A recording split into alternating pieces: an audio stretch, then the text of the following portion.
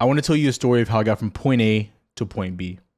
Point A being a single dad in college who made no money, was absolute broke, to point B being a full-time trader, pretty successful on social media, currently married, just built, remodeled my entire new house. And I like to imagine that I've reached a point of success, at least in the short term. Again, the beginning time, I was 19. Now I'm 27. Now, I could go from the very beginning. I could tell you what made me fall in love with trading, this or that. The point of the story is, as I was 19 years old when this started, I had just had my first son. I literally was like 3 months into being 19. I was in community college. I had pretty much no money to my name. And me and the mother of the child ended up not staying together. Now, I want to make something very clear. When you're trading, when you're doing anything in life, nothing is fair. And at the same time, nobody really cares. And the people that might care are going to be your family, if anybody, maybe some of your friends. But I'm going to tell you right now, if I would have sat, if I would have complained, if I would have focused on everyone saying that I couldn't do what I was going to do and that I should take the easy road, pursue something else, when at times it seemed like nothing but failures were in front of me, I definitely wouldn't be here, right? And over the past few weeks and why I'm really making this video, I've seen a lot of people, not just on social media, but even that I like kind of know. And I want to tell you that for anyone out there that's debating making content, making day trading, you're a single parent, whatever it may be, things are really difficult. And you have to either choose if you want to make that be something that defines you in a negative way or something that defines who you're going to be. And I just wanted to tell a story about what happened with me. And again, this is like no hate. Honestly, the mother of my child, great mother. Happy wife now. They get along, so it is what it is. But I want to go tell a story about when I first started. I was, again, probably 21 when I started making content. I was in the University of Houston, Bauer Business School. I really had no money. I was working part-time and then doing other stuff like DoorDash and Instacart, delivering groceries and food in between my part-time job and going to school for 8 hours full-time, 2 days a week, so I could work in between there as well and hopefully save money up.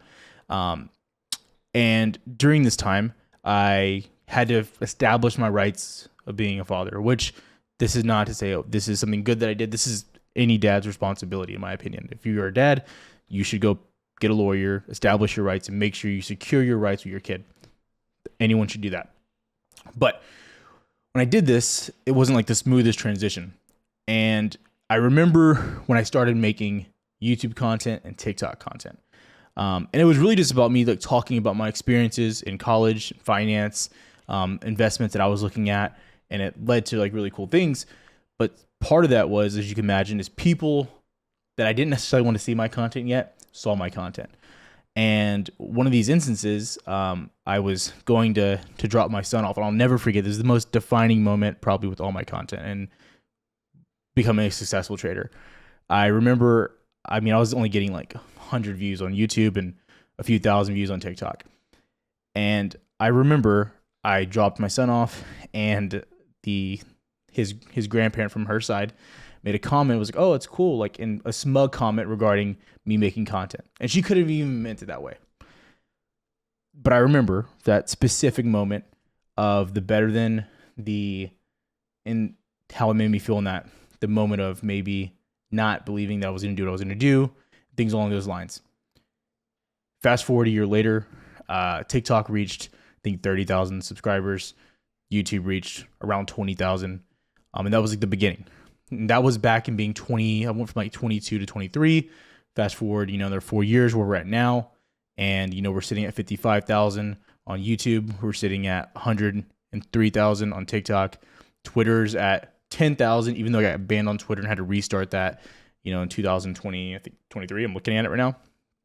And, this year alone, past 3 months, I probably made and pulled out around 25 to 30,000 from prop firms. That's not including anything from last year. I'll have this put on my Twitter. At the time when they said that, I was making no money. And in actuality, I had to liquidate all my funds in order to pay for my lawyer to establish my rights.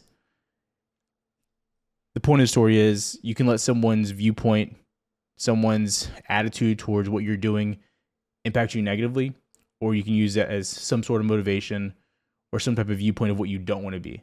You don't want to be the person that's looking down on someone else for pursuing what they want to do when you're not happy with who you are. Because most of the time when people talk down about you, talk down about what you're doing, they are envious that you're doing something that they're not doing. You're actually brave enough to pursue something that you wanted to pursue.